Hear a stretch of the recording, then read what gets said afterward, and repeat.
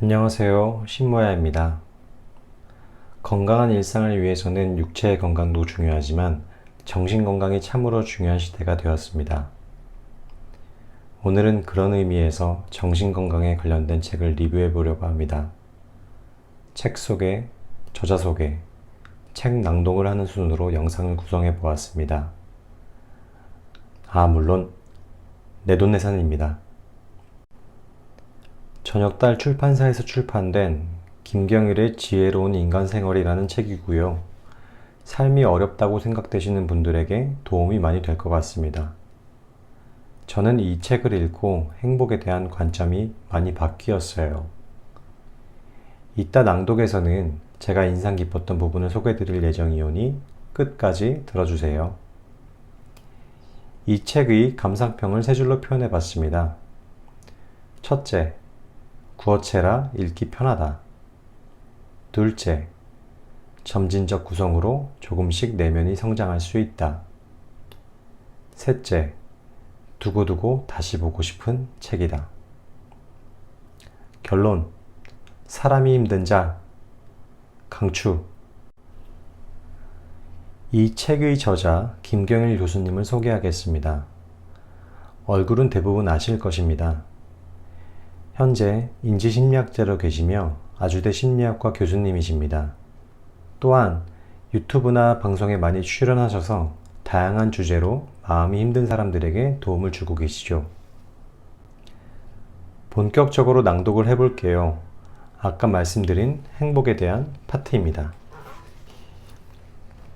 2부 온전한 나로사기. 나에게 집중하면 인간관계에서 자유로워진다. 1강 행복이란 무엇인가? 제 영어 발음을 들어보신 분들은 상상조차 못하시겠지만 제가 미국 유학 생활을 6년 했습니다. 다른 나라로 떠나 낯선 환경에서 외국인들 틈에서 학교를 다니는 유학생들의 각오는 비장합니다. 때때로 한국이 그립기도 하고요. 사무치게 그립다는 게 어떤 건지 몸으로 이해하게 되죠. 한국 드라마를 보다가 떡볶이 한 접시 먹는 장면만 나와도 눈물이 날 때가 있어요.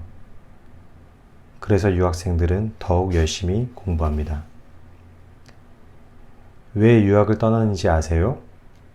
사실 한국에서도 그렇게 공부하면 모두 공부를 잘할 수밖에 없어요. 그런데 다른 나라에 가면 갑자기 비장해지고 그렇게 열심히 하지 않으면 큰 죄를 짓는 것 같아서 공부를 더 열심히 하게 되거든요. 저도 한국에서 대학원 다닐 때는 좀 놀기도 했는데 유학 가니까 어차피 할 일도 없어서 죽어라고 공부만 했습니다. 토요일, 일요일에도 도서관에 나와서 공부하고 심지어는 크리스마스 이브에도 공부를 했어요. 우리나라 지도 교수님이면 당연히 이렇게 말씀하셨을 거예요. 열심히 하네, 대견해. 그런데 유학 시절 제 지도 교수님은 그런 저를 보면서 걱정이 됐는지 불러서 이렇게 말씀하시더라고요. 경일, 네가 미국 땅에서 이렇게 공부하면서 보내는 이 오늘 하루하루도 네 인생에서 마땅히 행복해질 권리가 있는 날들이야. 그 말을 듣는 순간 저는 멍해졌습니다. 머리를 한 대 얻어맞은 것처럼 멍하다는 표현도 그때 몸으로 느꼈죠. 그리고 지도 교수님은 이렇게 말씀을 덧붙였습니다. 오늘은 빨리 집에 들어가서 가족들이랑 맛있는 거 먹고 푹 자도록 해. 그렇게 3일 정도 지내다가 다시 연구실로 돌아와. 많은 사람들이 행복을 굉장히 중요한 가치라고 생각합니다. 왜 사세요? 행복해지라고요. 직장인들에게도 마찬가지입니다. 왜 일하세요? 행복한 미래를 위해서요. 연세대학교 심리학과 서은국 교수님이 행복의 기원이란 책을 쓰시면서 저한테 이런 얘기를 하셨어요. 내가 지금까지 행복에 관련된 이야기를 참 많이 했지만 사실은 이 책에 내가 진짜 하고 싶은 얘기를 담았어요. 가장 하고 싶은 이야기가 뭐였는데요? 행복은 목표가 아니라는 것이요. 행복은 도구예요. 행복이란 인생의 궁극적인 목표나 생을 마감하는 어느 순간에 최종적으로 도달해야 하는 상태가 아니라 오늘 하루하루에도 마땅히 느껴야 하는 것입니다. 행복을 너무 거창하게 생각하지 마세요. 행복은 달려가면서 인고해야 하는, 그래서 끝내 어느 순간에 만나야 하는 목표가 아니에요. 오늘 하루하루 우리가 소소하게 느껴야 하는 도구일 뿐입니다. 실제로 많은 사람이, 특히 우리나라 사람들은 언제 죽을지도 모르고 언제 그 지점이 오는지도 모르는데 행복이라는 걸 멀리 밀어냅니다. 행복은 늘 저기 어딘가 멀리 있어요. 20년, 30년쯤 행복하지 않고 고통을 참아가며 인고의 세월을 거치면 그날이 올 거라고, 점점 더 가까워지고 있다고 생각합니다. 서은국 교수님은 그 생각이 너무 어리석다고 말했고, 제 지도 교수였던 아트 마크먼 교수님도 제 행동을 보고 착각하고 있는 부분이 있다고 바로 잡아주었습니다. 물론 오늘을 쾌락만 탐닉하며 살라는 이야기가 아니에요. 하지만 먼 미래, 기약도 없이 뜬구름 같은 행복을 위해 오늘 하루를 지나치게 고통스럽게 살고 인고의 세월을 참아내면 먼 훗날 행복해질 수 있다는 생각은 명백한 착각이라는 말씀을 분명히 드리고 싶습니다. 지금 여러분 머릿속에선 아마도 몇 년만 참으면 분명 지금보다 큰 행복이 기다리고 있지 않겠느냐는 의문이 맴돌고 있을 겁니다. 고등학교 3년을 잘 참으면 좋은 대학에 가고, 직장에 취직해 10년 동안 돈을 아끼고 모으면 집을 장만할 수 있고, 직장에서 보기 싫은 사람도 잘 참고 견디면 언젠가 그만한 보상이 오는 거 아니냐고. 실제로 그런 사례를 주변에서 많이 봤다고 반문하실 수 있습니다. 그런데 큰 행복보다는 작은 행복 여러 번이 훨씬 중요합니다. 작은 행복을 자주 느끼는 사람이 훨씬 오래 생존한다고도 하죠. 우리가 사는 이유는 여러 가지가 있겠지만 동물적으로 표현하자면 내가 오래 살아남아야 내 후손도 남기고 우리 인간이라는 종이 지구에서 멸종하지 않습니다. 내 생존이 길어지는 게 결국은 인류의 생존에도 기여하는 겁니다. 그러니까 나의 생명을 연장시키는 건 크게 보면 우리 인간이라는 종 전체에 도움이 되는 거예요. 그런데 행복이 어떻게 수명을 연장시키는 걸까요? 가슴 벅찬 감동적인 행복 한두 번이 인간을 오래 살게 할까요? 연구를 해보니 그렇지 않았습니다. 행복은 기쁨의 강도가 아니라 빈도다. 주관적 안정감이라는 이름 아래 행복 연구를 주도한 심리학자 에드리너 교수가 강조하는 행복의 법칙입니다. 100점짜리 행복을 열흘에 한 번 느끼는 사람과 10점짜리 행복을 매일매일 누리는 사람이 있습니다. 누가 더 행복할까요? 행복의 총합은 둘 다 100점이니 둘 다 똑같이 행복할까요? 연구에 따르면 총합은 같아도 10점짜리 행복을 매일매일 느끼는 사람이 훨씬 더 건강하게 오래 살았습니다. 실제로 행복의 총량은 0에 수렴합니다. 다음 표에서 X축은 하루하루를 나타내는 시간입니다.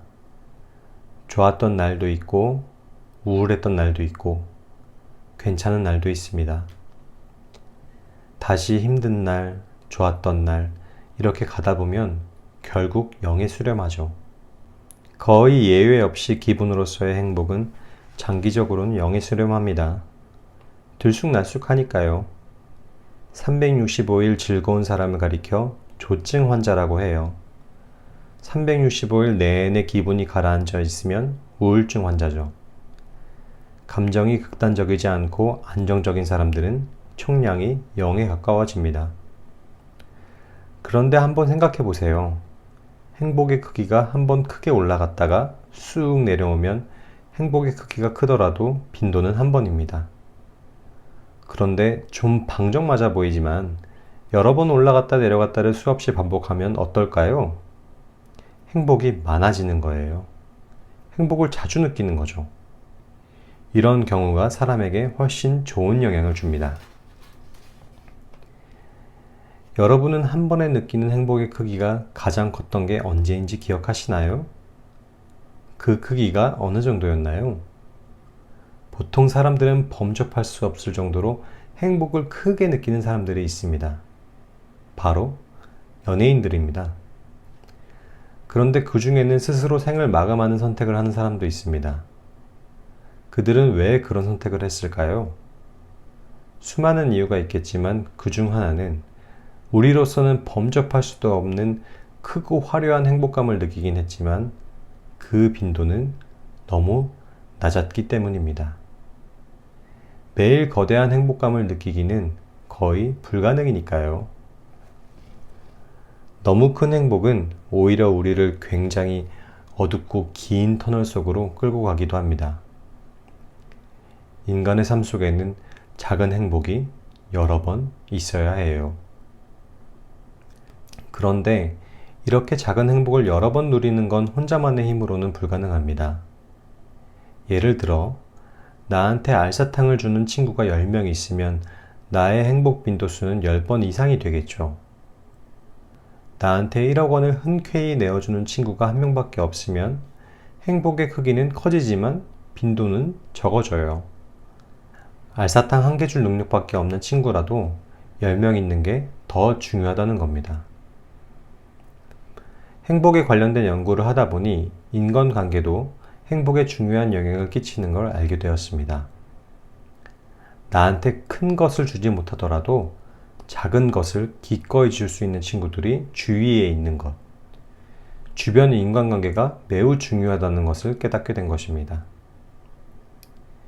그리고 연구를 계속하던 중에 더 깜짝 놀랄만한 사실을 알게 되었습니다.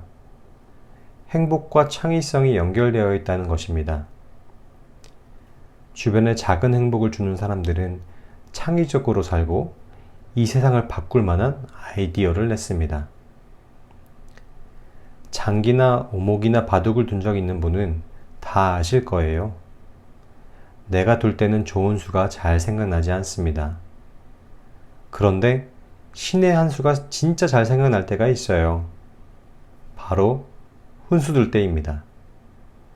훈수가 뭔가요? 바둑을 내가 두는 게 아니라 내 친구가 두고 있는 거예요. 그런데 내가 지나가다가 야, 여기다 두면 되잖아 라고 건넨 한마디가 신의 한 수가 될 때가 있어요.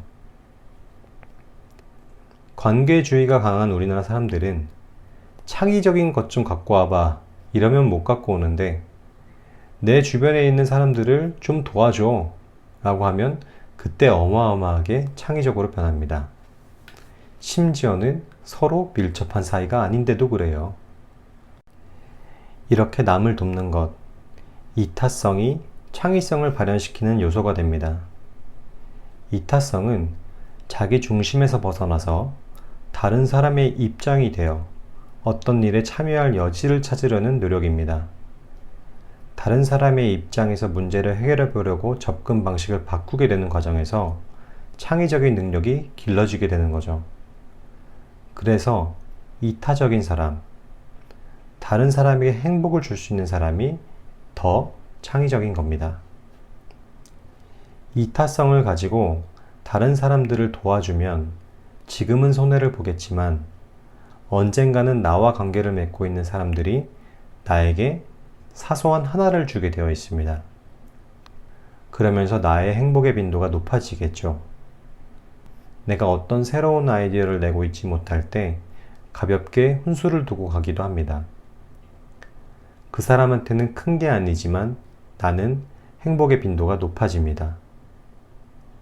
세상은 경쟁하는 곳, 정글이라고도 합니다. 하지만 인류의 오랜 역사를 연구해온 사람들은 저희 심리학자들에게 이렇게 말하라고 당부합니다. 심리학자들아, 우리가 태초 이래에 인간의 역사를 연구했는데 이 세상은 검투사가 승리한 세상이 아니야. 검투사는 강하지만 그 검투사도 나중에는 반드시 더 강한 다른 검투사의 칼에 맞아 죽임을 당해. 진짜 후손을 많이 남긴 끝까지 살아남은 최고의 강자들은 그 검투사에게 박수를 쳐준 원형 경기장에 힘없는 사람들이야. 그리고 그 중에서도 가장 힘이 없어 보이지만 가장 많은 자손을 남긴 사람들은 이타적인 사람이야. 이기적인 사람에게는 절대 두 번째 기회를 주지 않아. 그런데 우리 문명, 우리 인간 세계는 두 번째, 세 번째인 사람에게도 기회를 주는 경우가 있었어. 바로 이타적인 사람이지. 여러 심리학 연구를 살펴보면 행복한 사람은 이타적인 행동을 많이 한다고 합니다. 행복한 사람은 다른 사람에게 훨씬 더 친절하게 행동하는 경향이 높고 많은 시간과 돈을 투자해서 다른 사람을 돕는다고 해요. 그렇게 도움을 받은 사람은 행복해지고 그 행복해진 사람이 다시 다른 사람을 도우면서 이타성과 행복의 순환고리가 만들어집니다. 나의 인간관계 안에 있는 사람들 중엔 나를 힘들게 하는 사람도 있고 나를 경쟁자로 보는 사람도 분명히 있을 거예요. 그런데 이렇게 한번 생각해 보는 건 어떨까요? 언젠가 나를 도와줄 수 있는 사람, 나에게 작은 행복 하나를 가져다 줄 수 있는 사람이라고요. 혹은 내가 먼저 다른 사람을 도와주면 어떨까요? 나의 작은 이타적인 행동이 복잡한 인간관계 문제를 풀어줄 실마리가 될 수도 있습니다. 어떠셨나요? 행복은 목표가 아니라 도구라는 말이 저에게는 너무 신선한 충격이었어요. 이타적인 사람이 되려고 노력하려고요. 여러분들도 하루하루 매 순간 행복을 느끼시길 기원합니다. 첫 리뷰라서 부족한 점이 많았겠지만 끝까지 봐주신 여러분들 덕분에 감사하고 행복합니다. 다음에 다시 만나요.